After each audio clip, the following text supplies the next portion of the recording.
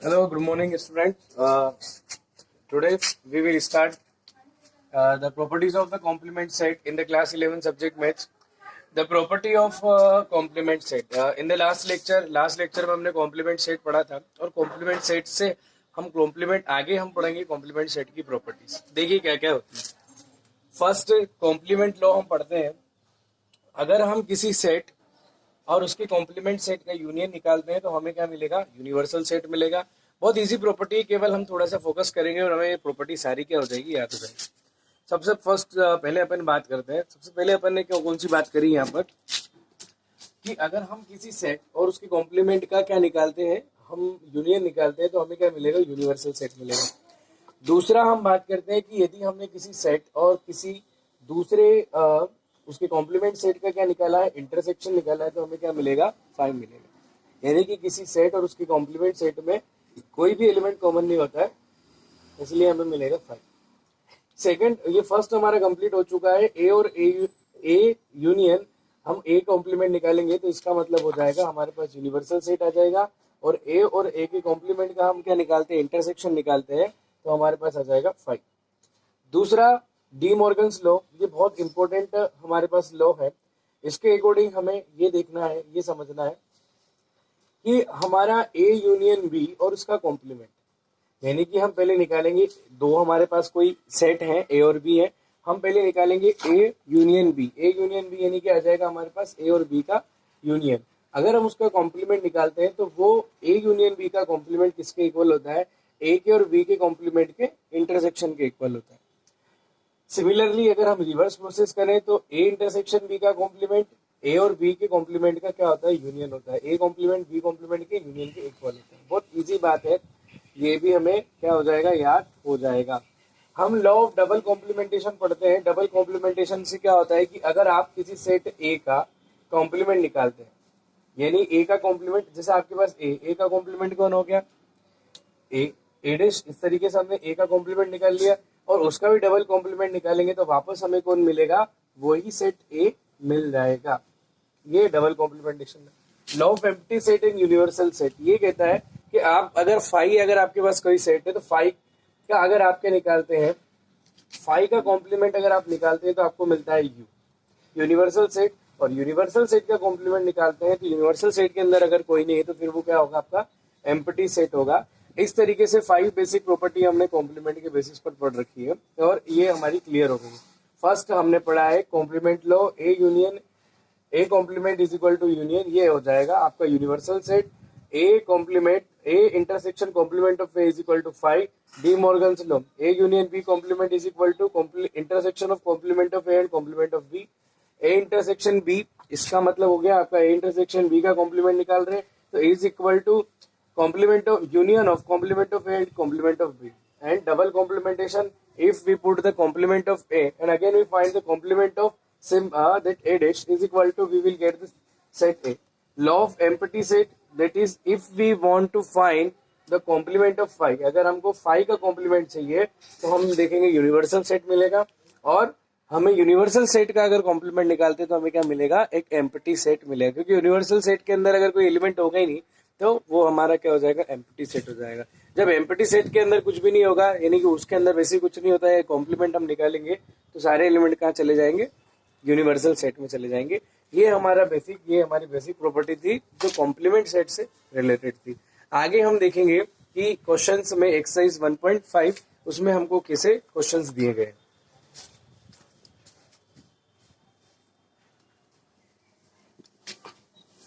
In that part हम बात करेंगे question number first of exercise 1.5.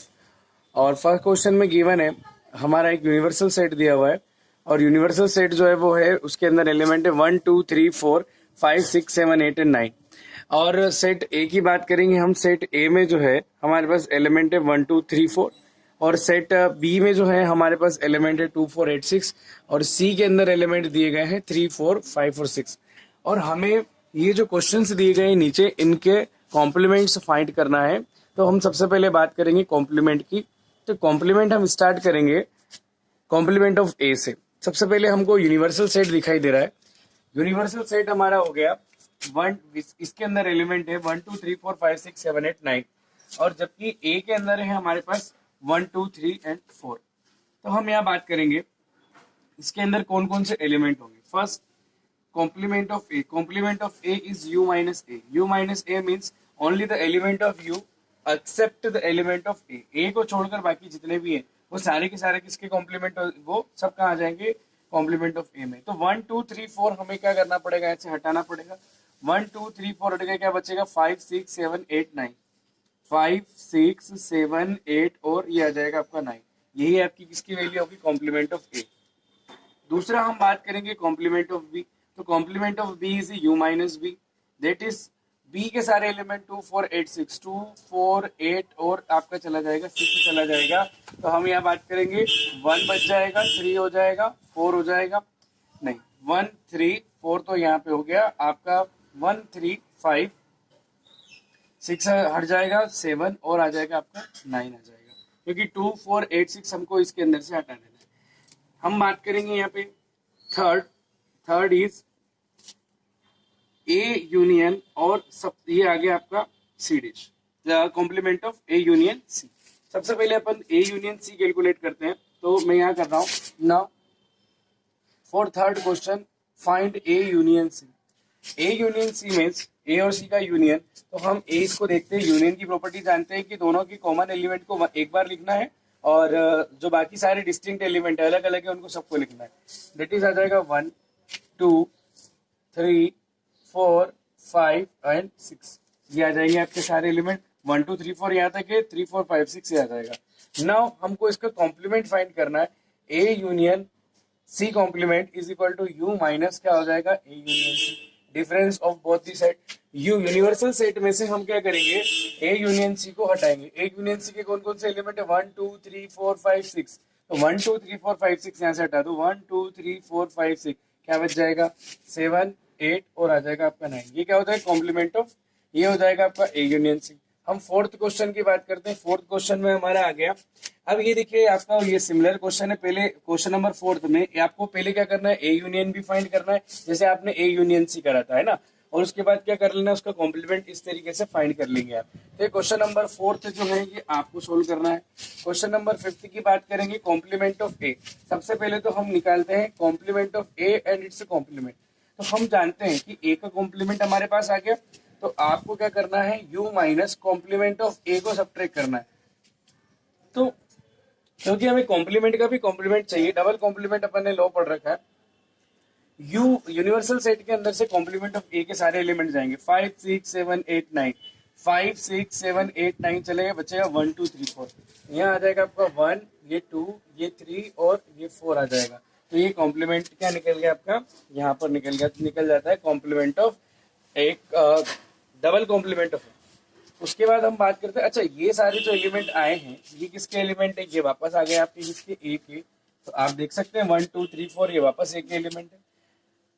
हम क्वेश्चन नंबर 6 से देखते हैं, क्या आ गया, बी माइनस सी और इसका कॉम्प्लीमेंट आ। सबसे पहले अपन क्या करेंगे, बी माइनस सी फाइंड करते हैं। बी माइनस सी यानी कि difference of both this sets. तो सी के सारे एलिमेंट हट जाएंगे, बी में जो कॉमन होगा वो भी हटेगा। सी के 3 4 5 6, तो यहाँ पर 4 कॉमन है दोनों में, वो हट जाएगा, 6 कॉमन है दोनों में, वो हट जाएगा। तो केवल बी के एलिमेंट आएंगे। तो 4 और 6 दोनों एलिमिनेट हो गए, दोनों में जो कॉमन थे। सी के तो सारे हट गए, जो कॉमन है वो भी हटेंगे। 4 और 6 सारे एलिमेंट, तो ये आ जाएगा 2 और 8, ये आ जाएगा 2 और 8 आ जाएगा। और इसके लिए हम बात करेंगे 2 और 8 जो एलिमेंट होगा ये बी माइनस सी में आ रहा है। तो अब हम बात करेंगे बी माइनस सी और इसका क्या आ जाएगा, कॉम्प्लीमेंट आ जाएगा। तो बी माइनस सी का कॉम्प्लीमेंट क्या हो जाएगा, तो बी माइनस सी का जो कॉम्प्लीमेंट होगा वो कॉम्प्लीमेंट होना चाहिए u माइनस बी और minus C. It means B minus C का हम क्या निकाल रहे हैं, यूनिवर्सल सेट से डिफरेंस निकाल रहे हैं। तो हमको क्या मिल जाएगा, हमको मिल जाएगा कॉम्प्लीमेंट ऑफ बी माइनस सी। क्या करना है, बी माइनस सी के एलिमेंट 2 और 8 है, इन दोनों को अपन क्या करेंगे, हटा देंगे, रिमूव कर देंगे यूनिवर्सल सेट से। तो ये 2 हट जाएगा, 8 हट जाएगा, तो बाकी बचेगा 1 3 4 5 6 7 और आ जाएगा आपका 9। यानी कि ये क्या निकल गया हमारा कॉम्प्लीमेंट ऑफ बी माइनस सी। इस तरीके से ये हमने फर्स्ट क्वेश्चन को सोल्व कर लिया है। अब हम आते हैं क्वेश्चन नंबर सेकंड पर और उसकी बात करते हैं।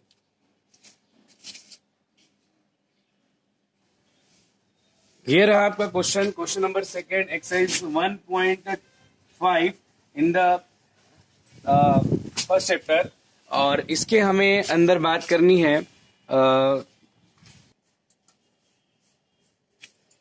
हमें देखा है क्वेश्चन नंबर हमारे पास ये आ गया। इसके अंदर हमें फाइंड करना है, find the complement of given sets. Complement, find the complement of given set. हमारे पास यूनिवर्सल सेट दिया हुआ है जिसके एलिमेंट है ABCDEFGH, और हम बात करते हैं सेट ए है ABC, और ये सारी इस तरीके से दे रहे हैं। हमको कॉम्प्लीमेंट चाहिए, complement of A that is equal to U minus A, और हम यूनिवर्सल सेट में से ए के सारे एलिमेंट माइनस कर देंगे, दैट इज हो जाएगा ABC चले जाएगा, बचेगा DEFG और H। ये हमारा क्या आ जाएगा, कॉम्प्लीमेंट ऑफ ए। इसी तरीके से जिससे हम यूनिवर्सल सेट में से ए के एलिमेंट निकाल कर हम क्या करते हैं, कॉम्प्लीमेंट ऑफ ए निकालते हैं। इसी तरीके से हमारे पास क्या हो जाएगा, हम जब बी लेंगे तो बी का कॉम्प्लीमेंट यानी बी के एलिमेंट सारे यूनिवर्सल सेट में से हटा के लिख देंगे तो बी का मिल जाएगा। इसी तरीके से सी का और इसी तरीके से डी का। मैं आपको यहाँ एक बता रहा हूँ, बाकी क्वेश्चन जो है आपको सॉल्व करना है इसी तरीके से। अब हम देखते हैं क्वेश्चन नंबर थर्ड कैसे होगा।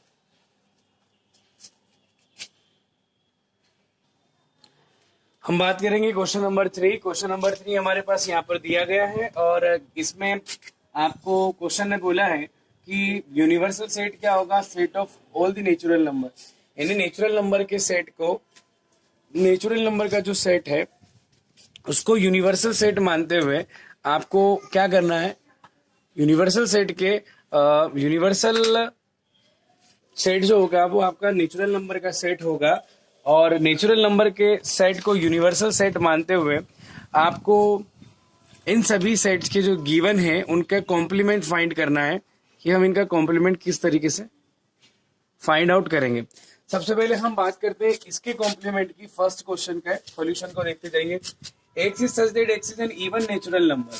इवन नेचुरल नंबर है यानी कि इवन नंबर है, तो इसका कॉम्प्लीमेंट क्या हो जाएगा कि जब हम यूनिवर्सल सेट यानी कि नेचुरल नंबर में से सारे इवन नंबर निकाल देंगे तो बच क्या जाएगा हमारा odd number.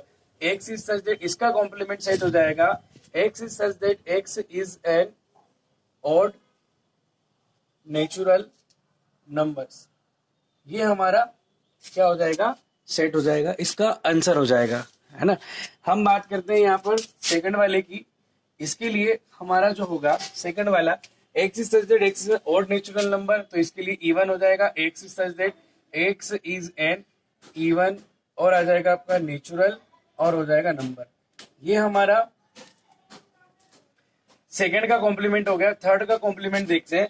X is such that x is A positive multiple of 3, तो यहाँ आ जाएगा x is such that x is not a positive multiple of 3। वो पॉजिटिव मल्टीपल नहीं होगा 3 का, है ना। और यहाँ x is such that x is A prime number, तो प्राइम नंबर सारे हम निकाल दे तो बचते हैं composite number. X is such that x is an, x is a composite number, एक कंपोजिट नंबर है, और एक्स इक्वल टू 1, या तो सारे कंपोजिट होंगे या फिर क्या हो जाएगा 1 आ जाएगा, क्योंकि 1 को हमने प्राइम नंबर में नहीं इंक्लूड किया होता है। X is such that x is a natural number divisible by 3 और 5, तो यहाँ लिखेंगे x is such that x is a natural number not divisible by 3 और 5। यह आ गया आपका कॉम्प्लीमेंट सेट। इसका complement x is such that x is a perfect square, x is such that x is not a, complement में not a perfect square, इसका complement हो जाएगा। फिर परफेक्ट क्यूब में, तो x is such that x is not a perfect cube. ये हमारे 7th question तक के हमको सारे आंसर मिल गए हैं। इसके आगे हम चलते हैं, कुछ और क्वेश्चन है हमारे पास, उनको सोल्व करते हैं। बहुत इजी, हमको इनमें सबका कॉम्प्लीमेंट बना के लिखना था। इसके बाद हम देखते हैं हमारे पास जो क्वेश्चन आया है क्वेश्चन नंबर 3 के जो रिमेनिंग क्वेश्चन है। क्वेश्चन नंबर 8, इसका कॉम्प्लीमेंट चाहिए। सबसे पहले हम यहाँ सोल्व कर लेते हैं। x plus 5 is equal to 8 है, तो x इक्वल टू 8 माइनस 5 हो जाएगा, x इक्वल टू आ जाएगा आपका 3।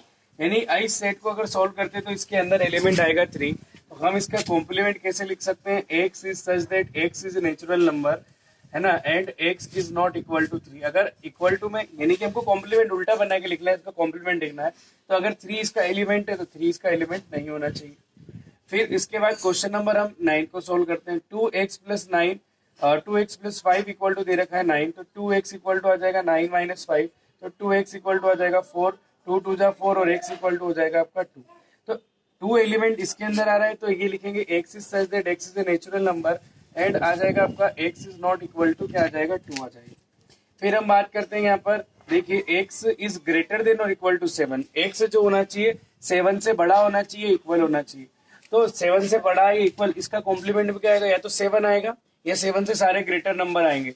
तो हम क्या करेंगे? कॉम्प्लीमेंट में क्या होंगे? इक्वल टू और ग्रेटर दोनों छूट जाएगा और सारे कौन से नंबर आ जाएंगे? छोटे।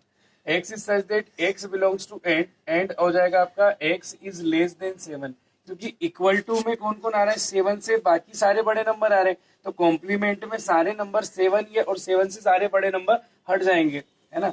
हम बात करते हैं लास्ट वाले क्वेश्चन की, 2x plus 1 is greater than 10, तो 2x is greater than 10 minus 1, so 2x is greater than और इट इज 9 और x इज ग्रेटर देन और आ जाएगा आपका 9/2।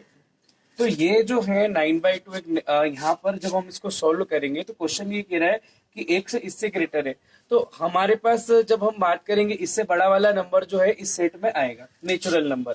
इसको सोल्व करेंगे तो यानी कि आ गया 4.5, तो 4.5 से नेचुरल नंबर बड़ा कौन सा होता है? तो 5, तो 5 से इस एलिमेंट में क्या हो जाएंगे? सारे से इस सेट में सारे एलिमेंट कहाँ से स्टार्ट होंगे? 5 से, जो आगे के एलिमेंट नेचुरल नंबर वो होंगे।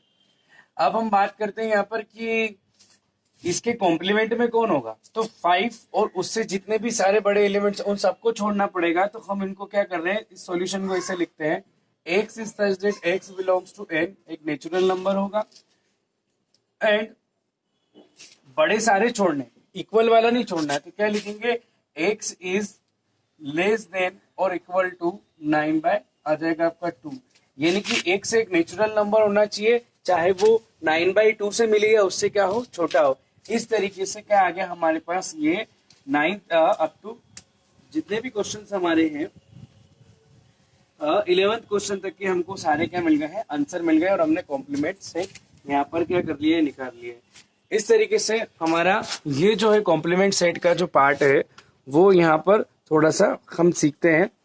और ये जो होता है आपका क्वेश्चन नंबर 3 हमने सोल्व कर लिया। अगला क्वेश्चन हमारा क्वेश्चन नंबर 4, उसको हम डिस्कस करेंगे।